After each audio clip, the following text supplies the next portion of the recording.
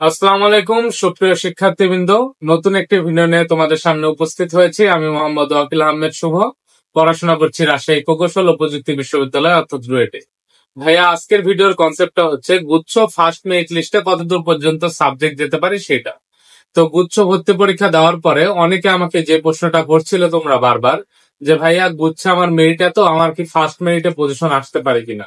তো সেটা নিয়ে বিস্তারিত কথাবার্তা বলবো এবং এই ভিডিওতে আরো কিছু কনসেপ্ট ক্লিয়ার করা হবে তোমাদের সামনে। যেমন হচ্ছে গুচ্ছে হচ্ছে তোমার যদি ফার্স্ট মেরিটে সাবজেক্ট আসে এরপরে তোমাদের করণীয় কি, তারপর কিভাবে তুমি হচ্ছে অ্যাপ্লাই করলে সাবজেক্টে চান্স পাওয়ার সম্ভাবনা বেশি থাকে, তো ইত্যাদি ইত্যাদি, কি কি কাগজপত্র লাগবে এগুলা নিয়ে কথাবার্তা বলবো। তো চলো শুরু করি। প্রথমে আমরা জানি গুচ্ছে বিজ্ঞানের হচ্ছে সিট আছে ৮,২৫৫টা, মানবিকের সিট আছে হচ্ছে ২৭৩১টা এবং ব্যবসা শিক্ষার সিট আছে হচ্ছে ২৪৪৬টা। তো ধরো আমি তোমাকে হচ্ছে এর আগেও অনেক কয়েকটা ভিডিওতে বলছি যে গুচ্ছে চান্স পাওয়ার মেইন রহস্যটাই হচ্ছে আমাকে বেশি বেশি ভার্সিটিতে অ্যাপ্লাই করা লাগবে। কারণ ভাইয়া কি, বেশি বেশি ভার্সিটিতে অ্যাপ্লাই করলে আমার চান্স পাওয়ার সম্ভাবনাটাও বেড়ে যায়। তো আমরা কি করব, যেহেতু ধরো আমরা ম্যাক্সিমাম ভার্সিটিতে কি করব, অ্যাপ্লাই করব, করার পরে আমাদের কাজ হচ্ছে সাবজেক্ট চয়েসের ক্ষেত্রে যে জিনিসটা অবলম্বন করতে হবে সেটা হচ্ছে ভাইয়া, আমি প্রথমে বিজ্ঞান বিভাগের যেহেতু শিক্ষার্থী, বিজ্ঞানের সাবজেক্ট গুলা চয়েস দিব। এরপরে আমার সুবিধা মতো মানবিক এবং ব্যবসায় শিক্ষার সাবজেক্ট গুলো আমরা চয়েস দিব। অর্থাৎ ধরো আমি 8টা ভার্সিটিকে চুজ করছি, এই 8টা ভার্সিটির বিজ্ঞানের ভালো ভালো সাবজেক্ট গুলাকে চুজ দিলাম, এরপর ব্যবসায় শিক্ষা মানবিকের সাবজেক্ট গুলাকে চুজ দিলাম। এভাবে যখন আমি বেশি সংখ্যক সাবজেক্ট এবং হচ্ছে ভার্সিটি চুজ দিতে পারবো, আমার চান্স পাওয়ার সম্ভাবনাটা বেড়ে যাবে। তো ধরো এখানে অনেকে প্রশ্ন করছিল বিজ্ঞানে কত মেরিট পর্যন্ত থাকলে তুমি হচ্ছে একটা সাবজেক্ট পাইতে পারো ফার্স্ট মেরিটে। তো আমার অ্যাজাম্পশন অনুযায়ী এটা হচ্ছে মোটামুটি 11,000 প্লাস মাইনাস, অর্থাৎ 11,500 নিচে কম বেশি যারা আছো তারা বিজ্ঞানে ফার্স্ট মেরিট লিস্ট থেকেই সাবজেক্ট পাবে বলে আমি আশা করছি।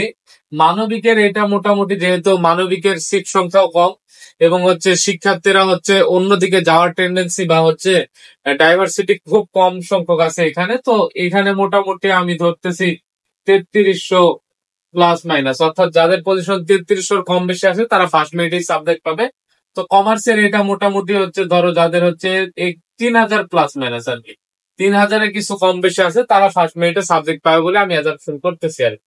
তো ধরো ভাইয়া তুমি সাবজেক্ট পেয়ে গেলে, তো এরপরে তোমাদের করণীয় কি? করণীয় হচ্ছে ফার্স্টে আমাদেরকে হচ্ছে ভর্তি কনফার্ম করতে হবে। তো অনেকে এই জিনিসটা চিন্তা করে কি, যে ভাইয়া ভর্তি আমি কনফার্ম করলাম, তো আমি আমার এক্সপেক্টেড ভার্সিটি পাইলাম না। সাপোজ আমি হচ্ছে যশোর বিজ্ঞান ও প্রযুক্তি বিশ্ববিদ্যালয়ের টিপলি পড়তে চাই, কিন্তু আমার আসছে হচ্ছে রাঙামাটি বিজ্ঞান ও প্রযুক্তি বিশ্ববিদ্যালয়ের একটা হচ্ছে পিওর সাবজেক্ট, যেমন হচ্ছে সাপোজ কেমিস্ট্রি। এখন ভাইয়া দেখো, তোমার ড্রিম ভার্সিটি হচ্ছে যশোর বিজ্ঞান ও প্রযুক্তি বিশ্ববিদ্যালয় এবং সাবজেক্ট হচ্ছে টিপলি, কিন্তু তোমার আসছে কি ধরো রাঙামাটি বিজ্ঞান ও প্রযুক্তি বিশ্ববিদ্যালয়। তো অনেকে কি করে, তখন হচ্ছে ভর্তিটা কনফার্ম করে না। এটাই হচ্ছে সবচেয়ে বড় স্ক্যাম।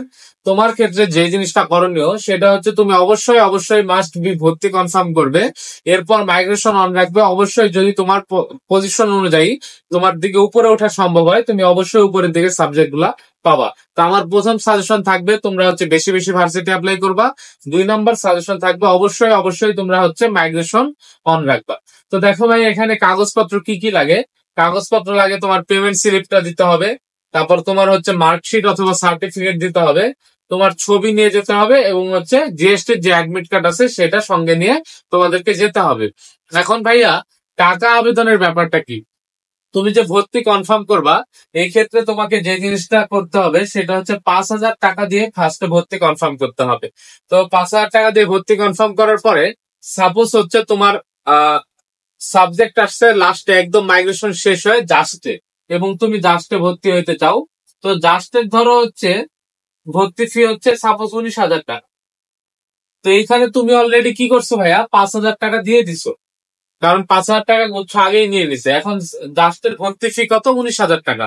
তো এই 19,000 থেকে টাকা থেকে তুমি আগের 5,000 টাকা যদি বাদ দিয়ে দাও, আগের 5,000 টাকা বাদ দিয়ে দিলে এই যে 14,000 টাকা লাগতেছে, এই 14,000 টাকাটাই হচ্ছে তোমার কি, তোমার দেওয়া লাগবে নতুন করে আর কি। তুমি যদি দাও তবে তোমার ভর্তি হচ্ছে কনফার্ম।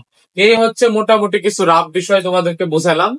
ইনশাল্লাহ গুচ্ছ সংক্রান্ত আপডেট এবং অন্যান্য অ্যাডমিশন রিলেটেড যে কোনো ভার্সিটির তথ্য নিয়ে তোমাদের সামনে উপস্থিত হব। একাডেমিক এবং অ্যাডমিশন সব রকম তথ্য নিয়ে তোমাদের সঙ্গে সবসময় আমি থাকবো। ইনশাল্লাহ দেখা হবে পরবর্তী কোনো ভিডিওতে। ততক্ষণ পর্যন্ত সবাই সুস্থ থাকো, ভালো থাকো।